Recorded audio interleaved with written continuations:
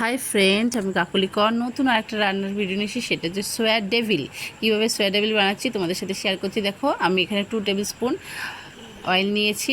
অয়েলটা গরম করতে দিয়েছি। দেখো, তারপরে আমি 4টে মিডিয়াম সাইজের পেঁয়াজ নিয়েছি। পেঁয়াজটাকে কুচিয়ে নিয়েছি। এবার ওটাকে ভাজতে বসিয়ে দিয়েছি। পেঁয়াজটা একটু ভাজা ভাজা হলে তারপরে এর মধ্যে আমি কাঁচা লঙ্কা 6টা মতন আর 10 কোয়া মতন রসুন বেটে নিয়েছি মিহি করে।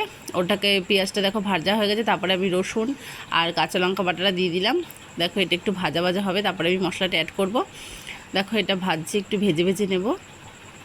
দেখো, এটা প্রায় ভাজা হয়ে গেছে। এবার আমি 1 চামচের মতন হলুদ গুঁড়ো দিলাম, 1 চামচ জিরে গুঁড়ো দিলাম আর সামান্য শুকনো লঙ্কা অ্যাড করেছি। এটাকে একটু ভেজে নেব ভালো করে। তারপরে আমি লবণটা অ্যাড করব। যে যা স্বাদ মতো লবণ ব্যবহার করবে। দেখো, আমি এখানে 1 চামচ মতো লবণ ইউজ করেছি। তারপর আমি সয়াবিনটাকে সেদ্ধ করে জল ঝরিয়ে ভালো করে মিক্সিতে পেস্ট করে নিয়েছি। দেখো, এবার আমি এটা ভাজা যেহেতু হয়ে গেছে, আমি এখানে সয়াবিনটা যেটা মিক্সিতে পেস্ট করে নিয়েছি সেটা আমি দেখো দিয়ে দিলাম।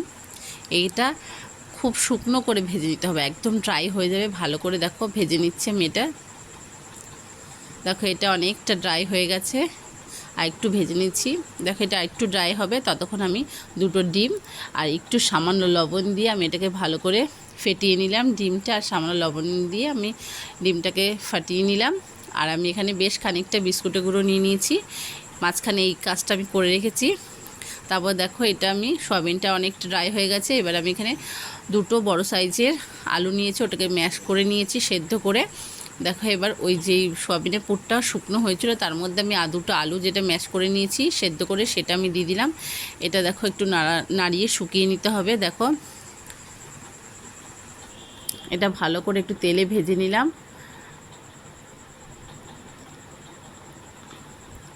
দেখো, এটা আমার রেডি হয়ে গেছে। দেখো, পুরটা আমার রেডি হয়ে গেছে। পুরটা একটু ঠান্ডা করতে দিয়েছি। দেখো, তারপর আমি অল্প অল্প করে নিয়ে হাত দিয়ে এরকম করে মুঠো মুঠো করে, যেমন মুঠা বানায় সেরকম এরকম করে শেপ দিয়ে নেব। দেখো, আমি তোমাদের 2টো করে দেখালাম কিভাবে করছি। তোমরা নানা রকম শেপ দিতে পারো, অসুবিধা নেই। আমি এইভাবে শেপ দিয়েছি। দেখো, আমার মুইঠাগুলো রেডি হয়ে গেছে। মুঠার মতন করে নিয়েছি, মানে মুইঠা না, ডেভিলটার পুরো এরকম শেপ দিয়ে নিয়েছি।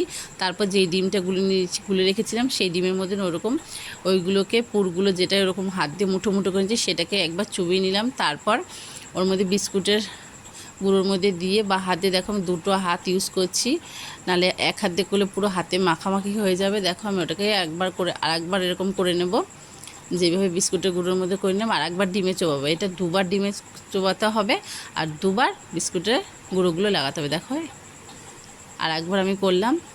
এটাকে এইভাবে করে রেডি করতে হবে। দেখো, এবার ভালো করে এটাকে হাত দিয়ে আর একটু শেপ দিয়ে নিতে হবে সুন্দর করে। দেখো, আমি যেভাবে করছি তোমরা ঠিক সেভাবে করবে। এটাকে একটু বেশিক্ষণ করতে হবে যাতে বিস্কুটের গুঁড়োগুলো ওর মধ্যে অ্যাটাচ হয়ে যায় ভালো করে। দেখো, আমি যেভাবে করছি ঠিক তোমরাও সেভাবে করো।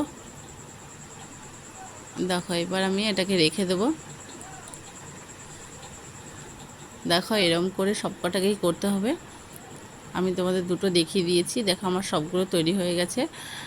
তারপর আমি কড়াইতে তেল গরম করতে বসেছি। দেখো, তেলটা অলরেডি গরম হয়ে গেছে। এবার যেগুলো আমি সোয়া ডেভিলগুলো বানিয়েছিলাম সেগুলো আমি দেখো এক এক করে ছেড়ে দিচ্ছি।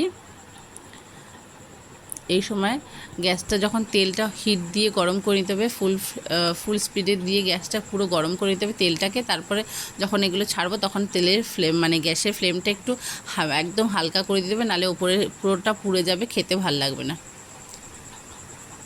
দেখো, এটা হালকা করে ভেজে নিতে হবে। যখন এটা একটু তেলের হিটেই ওটা ভাজা হয়ে যাবে। দেখো, আমার এটা তৈরি হয়ে গেছে।